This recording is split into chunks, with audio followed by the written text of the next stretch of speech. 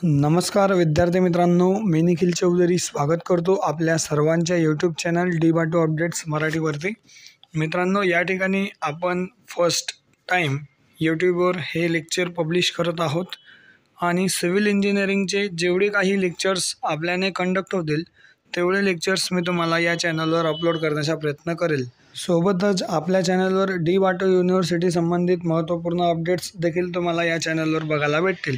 मित्रांनो, फर्स्ट इयरच्या विद्यार्थ्यांसाठी मी नवीन लेक्चर्स घेऊन येण्याचा प्रयत्न करणार आहे।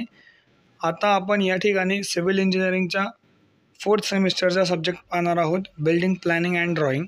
त्याचा आपण फुल डिटेल सिलेबस पाहणार आहोत अकॉर्डिंग टू डी.बाटू सिलेबस, आणि हे आपलं लेक्चर नंबर 1 असणार आहे।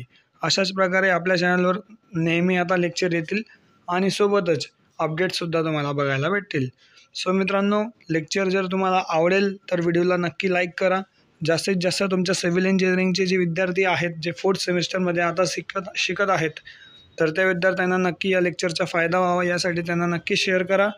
आणि चॅनलवर नवीन असाल तर चॅनलला सबस्क्राईब करा, जेणेकरून डी.बाटू युनिव्हर्सिटी महत्त्वपूर्ण अपडेट्स तुम्हाला वेळोवेळी या चॅनलवर मिळत राहतील। तर चला मित्रांनो, आजच्या व्हिडिओला स्टार्ट करूयात।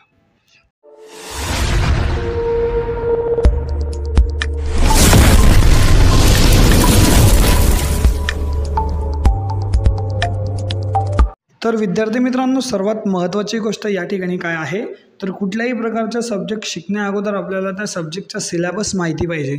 आणि या इंट्रोडक्शनच्या व्हिडिओमध्ये आपण सर्व प्रकारच्या सिलेबस या ठिकाणी आपण डिस्कस करणार आहोत। तर या ठिकाणी सर्वात पहिलं जे चॅप्टर तुमचे आहे त्यामध्ये आपण शिकणार आहोत प्रिन्सिपल ऑफ बिल्डिंग प्लॅनिंग। आता या ठिकाणी प्रिन्सिपल ऑफ प्लॅनिंग म्हणजे काय? आता सर्वात महत्त्वाची गोष्ट, कुठल्याही सिव्हिल इंजिनिअरला जर का एखादी बिल्डिंग उभी करायची असेल तर त्या बिल्डिंगची सर्वात पहिल्यांदा प्लॅनिंग पाहिजे। प्लॅनिंग नंतर त्या बिल्डिंगची आपल्याला ड्रॉइंग पाहिजे। सो आपण जर ड्रॉइंग करणार आहात तर ड्रॉइंगसाठी आपल्याला पहिल्यांदा बिल्डिंग प्लॅन तर करावी लागेल ना, तर त्यासाठीच आपल्याला या ठिकाणी सर्वात प्रथम प्लॅनिंग पाहिजे।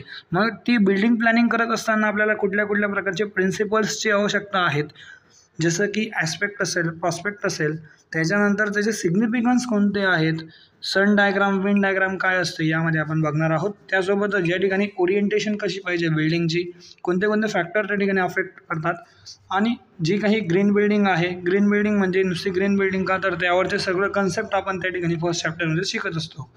त्यानंतर या ठिकाणी 2 नंबरचा चॅप्टर काय आहे, तर बिल्डिंग सर्व्हिसेस।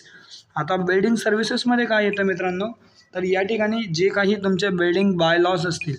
आता बिल्डिंग बाय लॉज म्हणजे काय, तर तुमची एखादी बिल्डिंग तुम्हाला कन्स्ट्रक्ट करायची असेल तर ती बिल्डिंग, जसं की म्युन्सिपल कॉर्पोरेशन असेल किंवा मग वेगवेगळ्या प्रकारचे इंडियन लॉज आहेत जे गव्हर्नमेंटने आपल्याला रेग्युलेशन्स अँड रूल्स आपल्याला त्या ठिकाणी प्रोव्हाइड केलेले आहेत, ते सर्व रेग्युलेशन्स अँड रूल्स आपल्याला बिल्डिंग सर्व्हिसेस या चॅप्टरमध्ये स्टेप बाय स्टेप बघायचे आहेत। त्यामध्ये त्यांनी जे काही फ्लोअर स्पेस इंडेक्स असते, फॉर एक्झाम्पल FSI आपण त्याला म्हणतो, तर फ्लोअर स्पेस इंडेक्स, त्यानंतर जे काही तुमचे सेटबॅक डिस्टन्स असेल ते किती सोडायचं, त्यानंतर त्या ठिकाणी रोडला विड्थ किती असते, सर्व्हिस रोड काय असतो, या सर्व प्रकारचे बिल्डिंग बाय लॉज जे असतात, जे काही आपली बिल्डिंग आपण बांधणार आहेत तर ती बिल्डिंग आपली लॉफुल असली पाहिजे ना, नाहीतर आपल्याला कोणीही त्या ठिकाणी आक्षेप घेऊ शकतो।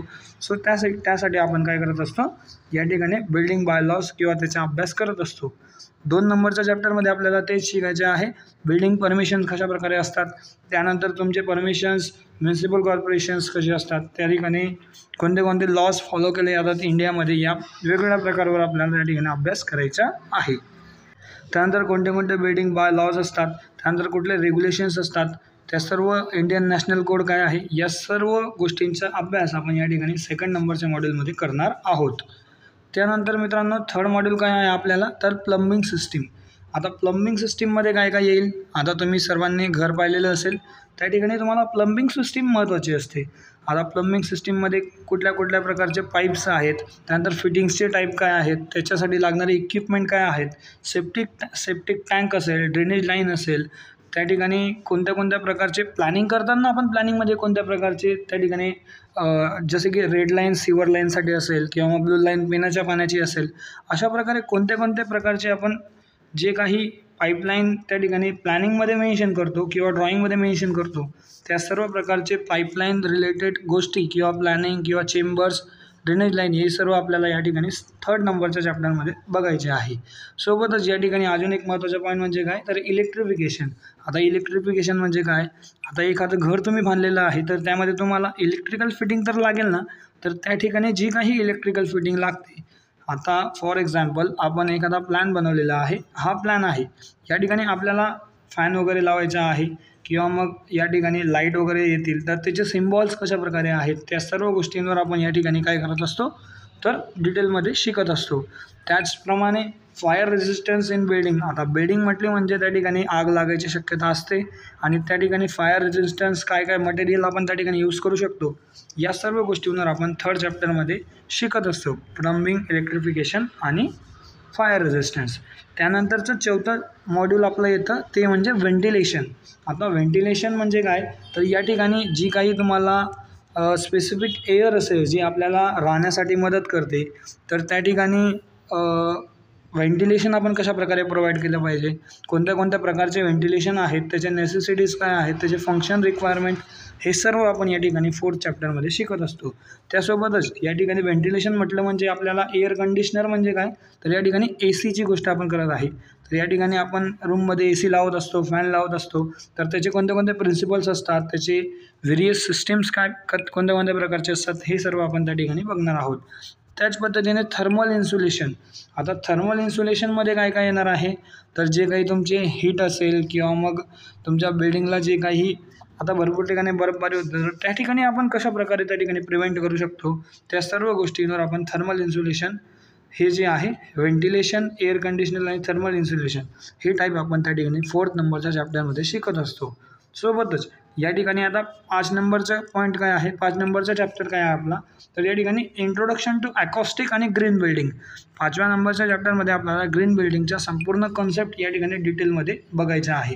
1st नंबरच्या चॅप्टरमध्ये जे काही ग्रीन बिल्डिंग आपण पाहणार आहोत ते फक्त इंट्रोडक्टरी पार्ट असणार आहे, त्याचे डिटेल पार्ट आपल्याला या ठिकाणी 5व्या चॅप्टरमध्ये बघायला भेटणार आहे. सो या ठिकाणी अजून एक महत्त्वाची गोष्ट काय पाहणार आहोत आपण 5व्या चॅप्टरमध्ये, तर ती म्हणजे अकॉस्टिक. आता अकॉस्टिक म्हणजे काय, अकॉस्टिक म्हणजे काय मित्रांनो, हे एक असं मटेरियल आहे की तुम्ही आता सिनेमा हॉल्स पाहिलेले असतील किंवा मग सेमिनार हॉल्स पाहिलेले असतील कॉलेजमध्ये, तर या ठिकाणी आपल्याला जो काही साऊंड असतो तो साऊंड आपला रिव्हर्ब होत असतो. तर त्या ठिकाणी जो साऊंड आपला रिव्हर्ब होतो, तर त्यासाठी जी काही प्रोटेक्टिव्ह लेअर किंवा मग आपण त्याला जे काही अकॉस्टिक मटेरियल आपण त्याला वापरतो त्याबद्दलचे सर्व इन्फॉर्मेशन आपल्याला या ठिकाणी बघायची आहे.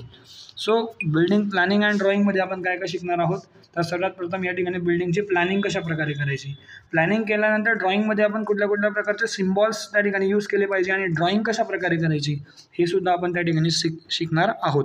सोबतच या ठिकाणी जे काही तुम्हाला बिल्डिंग बनवताना लागतं, फॉर एक्झाम्पल प्लॅनिंगपासून तुम्हाला प्लंबिंग लागते, इलेक्ट्रिफिकेशन लागतं, व्हेंटिलेशन लागतं. जर का तुमचे सेमिनार हॉल असतील किंवा मग इतर काही असेल ज्या ठिकाणी आपल्याला फक्त लिमिटेड साऊंड पाहिजे आहे, त्या ठिकाणी अकॉस्टिक वगैरे लागते. आणि ग्रीन बिल्डिंगचा कन्सेप्ट काय आहे किंवा ग्रीन बिल्डिंगमध्ये रिसायकल, रियुजेबल जे काही आपण मटेरियल वापरतो, तर त्या पद्धतीने जे काही आपल्याला ग्रीन बिल्डिंगमध्ये शिकायचे आहे, तर ते सर्व जे आहे या ठिकाणी हा एक आपला बिल्डिंग प्लॅनिंग अँड ड्रॉइंग या सब्जेक्टचा ओव्हरलुक होता. आता मित्रांनो, व्हिडिओ जर तुम्हाला आवडला असेल तर व्हिडिओला तुम्ही नक्की लाईक करा. शिकवणं जर आवडत असेल तर त्याबद्दलसुद्धा तुम्ही त्या ठिकाणी आपल्याला कमेंट करू शकता, जेणेकरून मी तुम्हाला अशाच प्रकारचे वेगवेगळ्या प्रकारचे लेक्चर्स जे काही आपल्याकडनं शक्य होतील ते सर्व लेक्चर्स टाकण्याचा मी तुमच्यासाठी प्रयत्न करेल. सोबतच मित्रांनो, या संबंधित मी सिव्हिल इंजिनिअरिंगचे जास्तीत जास्त सब्जेक्ट या ठिकाणी करण्याचा प्रयत्न करेल. सिव्हिल इंजिनिअरिंगच का, तर आपली इंजिनिअरिंगसुद्धा या ठिकाणी सिव्हिल इंजिनिअरिंगमधूनच झालेली आहे. सो या ठिकाणी जास्तीत जास्त लेक्चर सिव्हिल इंजिनिअरिंग आणि फर्स्ट इयरच्या विद्यार्थ्यांसाठी मी आणण्याचा प्रयत्न करणार आहे. तुम्हाला जर आणखीन लेक्चर हवे असतील तर मला यूट्यूबवर कमेंटमध्ये तुम्ही विचारू शकतात, कमेंटमध्ये तुम्ही टाकू शकतात की आणखीन लेक्चर पाहिजे आहेत, तर मी तुम्हाला नक्कीच त्या ठिकाणी लेक्चर बघायला, लेक्चरची सिरीज टाकायलासुद्धा मदत होईल. सो अशाच प्रकारच्या नवनवीन लेक्चर्स व DiVato रिलेटेड महत्त्वपूर्ण अपडेट्ससाठी आपल्या चॅनल DiVato अपडेट्स या चॅनलला सबस्क्राईब करा, जेणेकरून अशाच प्रकारचे नवनवीन व्हिडिओज आपल्याला वेळोवेळी भेटत राहतील. तर चला मित्रांनो, भेटूयात एका नवीन व्हिडिओसोबत. तोपर्यंत धन्यवाद. Thank you so much.